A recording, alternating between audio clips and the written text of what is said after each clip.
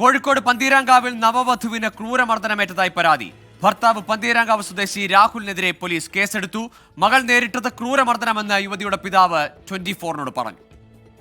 നവവധുവിന്റെ വിവാഹ സൽക്കാര ചടങ്ങുകളിൽ പങ്കെടുക്കുന്നതിനായി എറണാകുളത്ത് നിന്ന് കോഴിക്കോടേക്ക് എത്തിയതാണ് ബന്ധുക്കളായ 30-അംഗ സംഘം. ഇവർക്ക് മുന്നിലേക്കാണ് ശരീരമാസകലം മുറിപ്പാടുകളുമായി നവവധു എത്തിയത്. കാരണമന്വേഷിച്ച ബന്ധുക്കൾ കേട്ടത് ഞെട്ടിപ്പിക്കുന്ന കഥകൾ.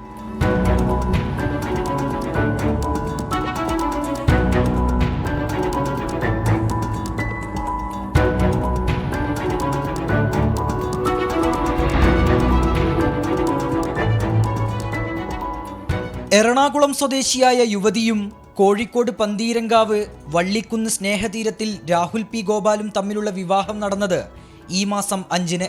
മാട്രിമോണിയൽ വെബ്സൈറ്റ് വഴിയുള്ള ആലോചനയ്ക്കൊടുവിൽ ഗുരുവായൂർ ക്ഷേത്രത്തിൽ വച്ച് വിവാഹം കഴിഞ്ഞ് ദിവസങ്ങൾക്കുള്ളിൽ ഭർത്താവ് രാഹുൽ തന്നെ ക്രൂരമർദ്ദനത്തിനിരയാക്കിയെന്നാണ് യുവതി നൽകിയ പരാതി. മകൾ നേരിട്ടത് ക്രൂരമർദ്ദനമെന്ന് പിതാവും പറയുന്നു. നെറ്റിയിൽ മുഷ്ടി ചുരുട്ടി ഇടിക്കുകയും കഴുത്തിൽ മൊബൈൽ ചാർജർ വരിഞ്ഞു മുറുക്കി കൊലപ്പെടുത്താൻ ശ്രമിക്കുകയും ചെയ്തു. മദ്യപിച്ചെത്തിയാണ് മകളെ മർദ്ദിച്ചതെന്നും പിതാവ് 24-നോട് പറഞ്ഞു. ഈ മുഴ അവൻ മുഷ്ടി ചുരുട്ടി ഇടിച്ചതാണ്. ആ ഇടി ഇവിടെ മാത്രമല്ല, ഈ തലയുടെ പല ഭാഗത്തും ഇങ്ങനെ മുഷ്ടി ചുരുട്ടി ഇടിച്ചു. അപ്പോൾ തലയ്ക്ക് ഭയങ്കരമായ വേദനയാണ് ഇപ്പോഴും അനുഭവിച്ചുകൊണ്ടിരിക്കുന്നത്.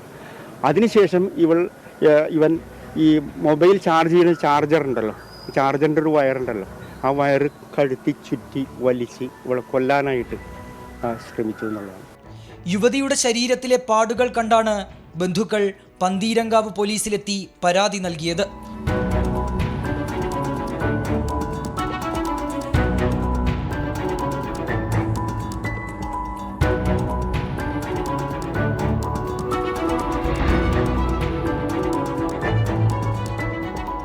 ഭർത്താവ് രാഹുലിനെതിരെ പോലീസ് ഗാർഹിക പീഡനം ചുമത്തി കേസെടുത്തു. വിവാഹബന്ധം തുടരാൻ താൽപ്പര്യമില്ലെന്നറിയിച്ച യുവതി ബന്ധുക്കൾക്കൊപ്പം എറണാകുളത്തേക്ക് മടങ്ങി. പോലീസിൽ നൽകിയ പരാതി പ്രകാരം യുവതി നേരിട്ടത് കൊടിയ പീഡനമാണ്. ഗാർഹിക പീഡനങ്ങൾ തുടർക്കഥയാകുന്നത് പ്രബുദ്ധ കേരളത്തിനുണ്ടാക്കുന്ന മാനക്കേട് ചെറുതല്ല. അഭിജിത്ത് മുഴക്കുന്ന്, 24 കോഴിക്കോട്.